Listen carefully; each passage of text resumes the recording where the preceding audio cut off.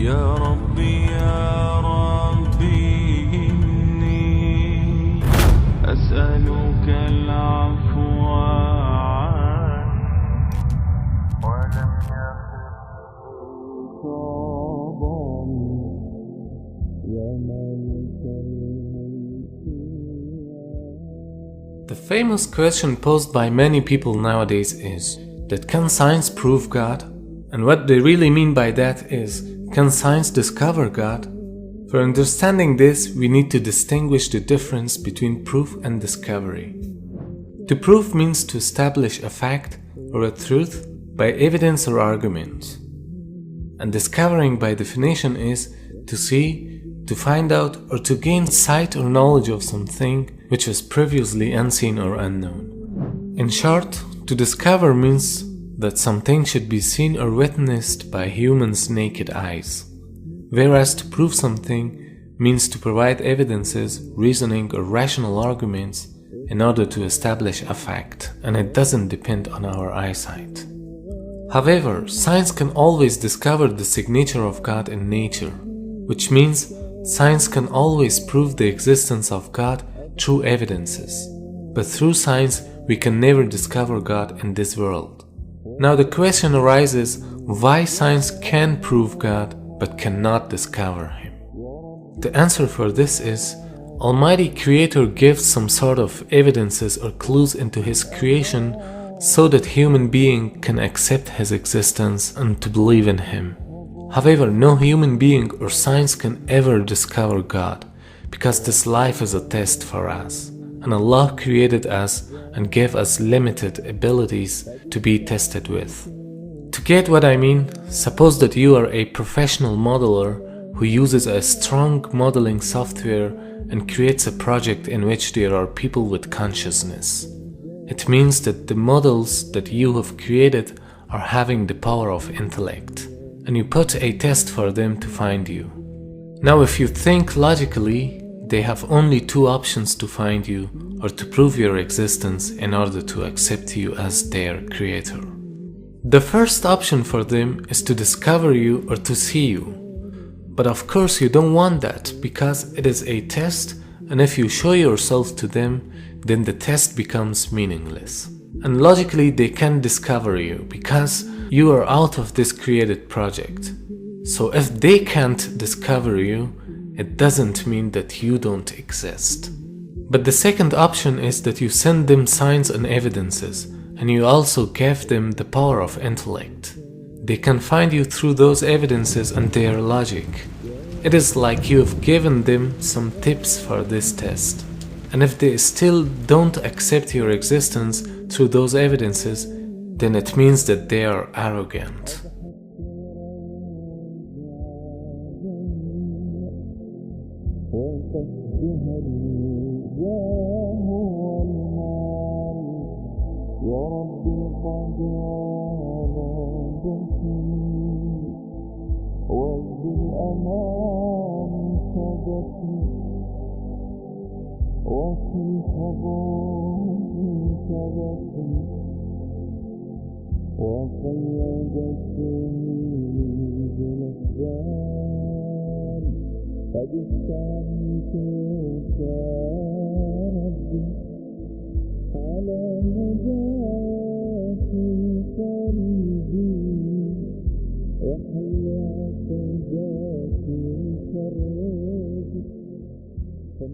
Now think of yourself, you, your project, the world in which you live, and the entire universe are all created by a superior being.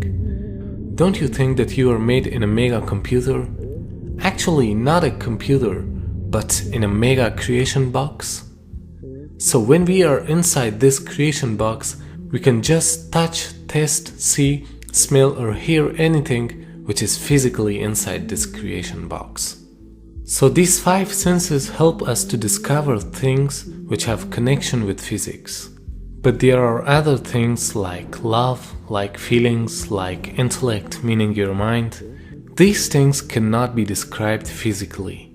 I mean, you cannot see, touch, smell, or taste your feelings.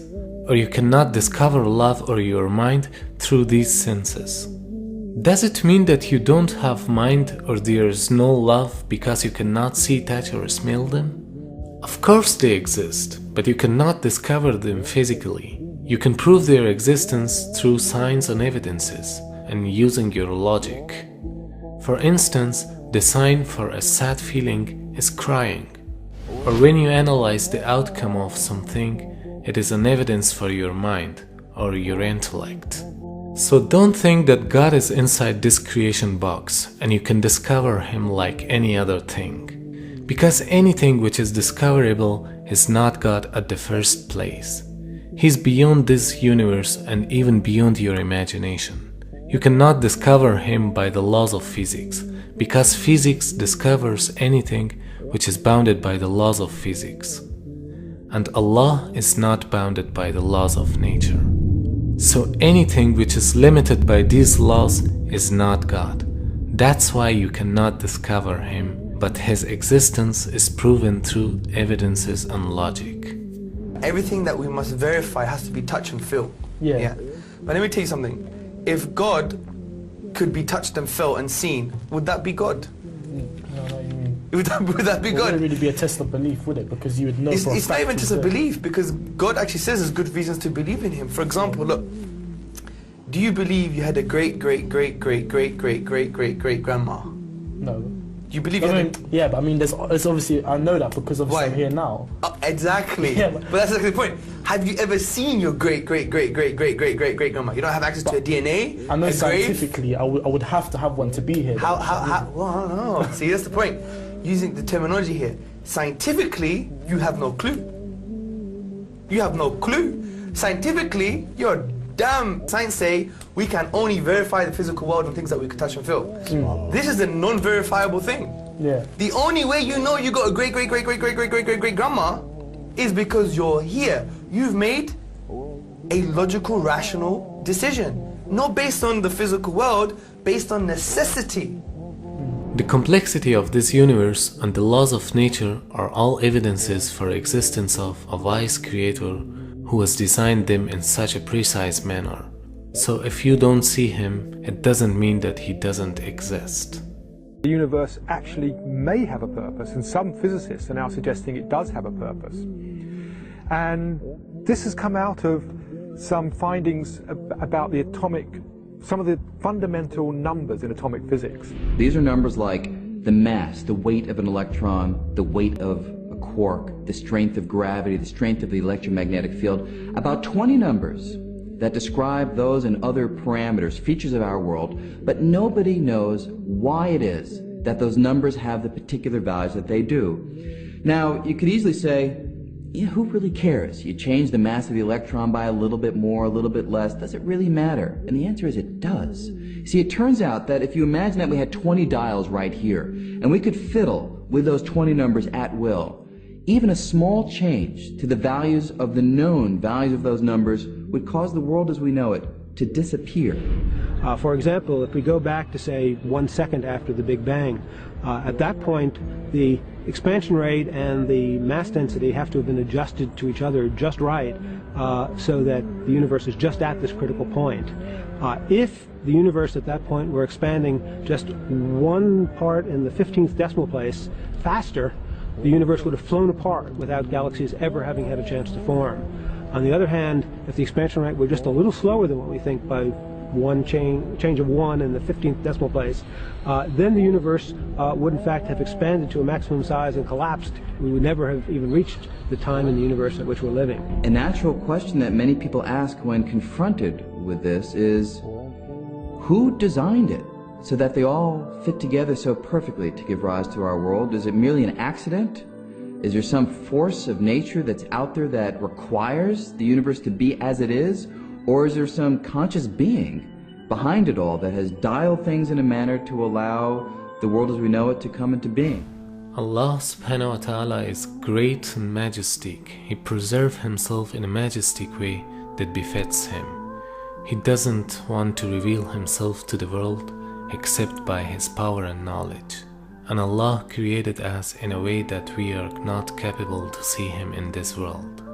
But this will be the greatest reward of the people in Jannah to see their Creator. we must consider that we are being tested in this world by believing in God without seeing Him.